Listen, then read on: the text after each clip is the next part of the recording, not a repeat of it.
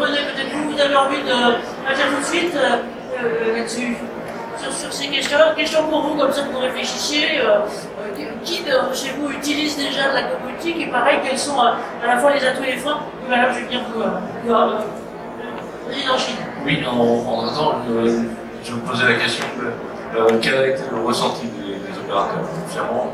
Est-ce que maintenant c'est totalement intégré? Maintenant vous êtes parti pour la généralisation de tel système? Tout le monde a compris finalement? Est-ce que c'est vraiment bien parti comme ça? Ou est-ce qu'il peut y avoir encore des retours en arrière? Alors, sur Saint-Pierre, on est plutôt dans une phase, je dirais 85% d'acceptation, avec de l'acceptabilité sur le moyen terme, à tel point que hier, j'ai eu une demande pour du meulage maintenant avec ce bras robot. On va retravailler avec EasyVote sur du meulage, donc c'est plutôt bon signe, on va faire d'autres activités avec. Sur les autres établissements, je ne peux pas trop m'avancer parce que ça fait 2 ans que je ne suis plus en direction, mais je sais que j'ai encore des demandes régulières de gens qui viennent me voir pour me demander comment ça se passe, si ça se passe bien, et ainsi de suite. Et donc on est en train de les intégrer au contrat, enfin ce qu'on appelle nous à nos contrats cadres, donc pour pouvoir avoir accès plus facilement pour les autres établissements. Donc c'est plutôt en progression.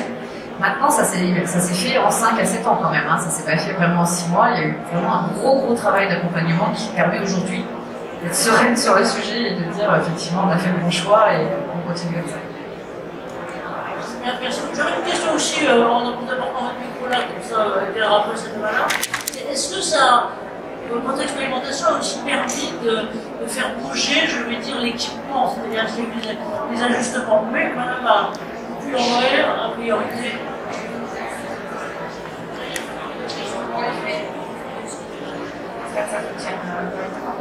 Alors, je ne suis pas du tout dans le même secteur que vous. Moi, je suis ingénieure technique santé dans l'œil des gaz. Je travaille sur de la robotique totalement automatisée. Alors, moi, j'avais en fait 2-3 questions. C'est comment vous avez joué l'aspect réglementaire, parce que pour le coup, vous n'en avez pas du tout parlé.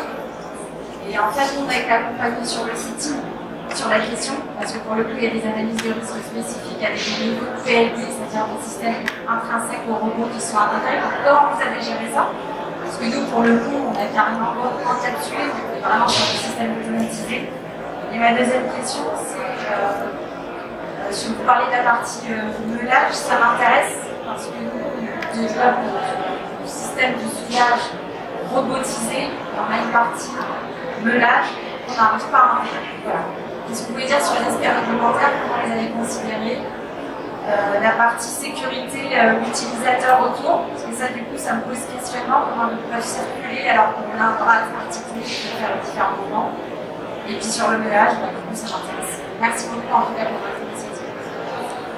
Alors pour la partie effectivement analyse de risque et sécurité, on a eu une troisième coup de chance. On s'est juste basé sur la directive machine, parce qu'à ce moment-là, on avait encore un vide juridique pratiquement sur la robotique en elle-même.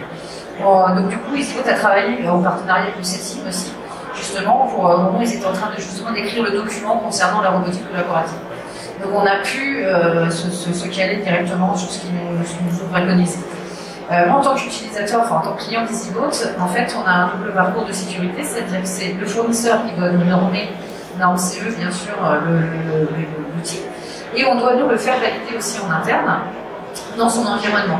Donc là, on a des correspondants sécurité au sein des établissements qui se chargent de ça, donc on a fait une analyse de risque, et la seule chose qui est ressortie, c'est comme on pense de l'acier et de l'alu, il ne fallait pas mélanger les deux poussières. C'est le seul retour qu'on a eu au niveau sécurité.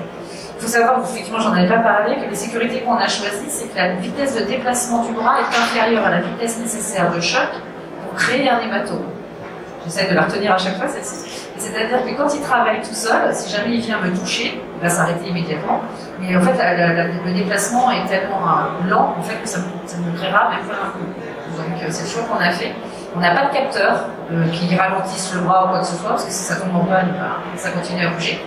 Donc on n'a pas eu cette problématique-là, ça a été assez light du coup de ce côté-là. Sur la fin du projet, on doit les intégrer dans des nacelles, là ça devient un peu plus compliqué. Pas par rapport au bras robotique en lui-même, mais il y a tout l'environnement qui va autour avec la nacelle, la sécurité des agents et les rambardes de sécurité. Là, on a du coup un peu ce travail. Je pourrais échanger avec vous si vous voulez sur le sujet, parce qu'il y a pas mal de choses. Et au niveau du meulage, donc c'est une nouvelle application qu'EasyVote est en train de créer. Donc là, ils sont en train de finir, ils ont fait des essais dans le bâtiment sur des grosses manches, vous savez, ce qui sert de coffrage pour couler les murs en béton. Et donc ils arrivent à meuler à neuf vraiment très facilement, sur le même principe de fonctionnement. Donc, sauf qu'évidemment, au bout du bras, c'est pas une ponceuse, c'est une meuleuse, donc il y a d'autres impacts, surtout au niveau de l'angle d'attaque. Je suis pas du tout technicienne, je vais dire des bêtises, je pense, sur le sujet, mais ils ont créé un quatrième angle, en fait, pour pouvoir venir attaquer la matière en meulage, en fait. Donc ça, c'est pareil, on va vraiment découvrir ça la semaine prochaine, et on a vu des films, mais on n'a pas encore touché pour de vrai, et nous, on va devoir meuler à l'horizon de la verticale, en plus, donc il y a encore des petites choses à développer. Merci de votre question, madame, mais vous posez les bonnes questions, parce que, bon, on va... limite les salons, les forums, les conférences, ça sert à ça, c'est justement pour permettre de vous rencontrer, d'échanger, de faire un benchmark et d'échanger les choses. Et c'est bien aussi que vous vous appuyez sur des organismes comme le CETIB. On sait pas mal avec eux, vous avez, je pense, une belle collègue, qui s'appelle Sylvain Coulon, qui est en charge de ces questions, voilà, en charge de ces questions, avec qui on a fait des trucs pas mal. J'en profite pour saluer mon président, qui est l'ancien président du CETIB. Total, mais c'est vraiment important de mailler effectivement comme ça entre différentes choses. Alors, on est en train de m'agiter un petit truc pour me dire qu'il me reste 2 minutes. Alors, je vais peut-être vous demander à vous et au président Gilles un peu votre conclusion pour aller plus loin, partir encore une fois d'exemples de terrain. Hein, c'est ce qu'on souhaite, comme conseil que vous donneriez. Je dirais, Véronique, à la fois à vos en 2 mots, hein, vous êtes malade, mais pas trop, à vos homologues ergonomes et puis peut-être aussi aux managers. Voilà. Ben, en 2 mots, c'est allez-y. Franchement, ça apporte tellement du confort au travail, j'ai pas peur de dire le confort.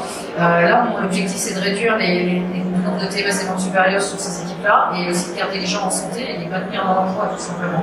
Parce qu'un ponceur épuisé au bout de 5 ans, ben, quand on a 30 ans, c'est difficile après de pouvoir utiliser ses épaules ni ses mains. Donc, même à n'importe quel âge d'ailleurs. Donc, ça permet vraiment de les garder en santé et de les garder au poste. Donc, franchement, c'est une belle technologie qu'il faut vraiment aborder. Merci à vous, votre côté. Je pense que effectivement, c'est certainement le bon conseil, c'est d'aller de l'avant parce que de toute façon c'est inévitable et également c'est profitable à la santé des collaborateurs. Je crois que c'est primordial, c'est l'objectif number one. Maintenant, je pense que effectivement on ira de plus en plus dans l'expérimentation. Ce qu'il faut aussi, c'est garder la modestie.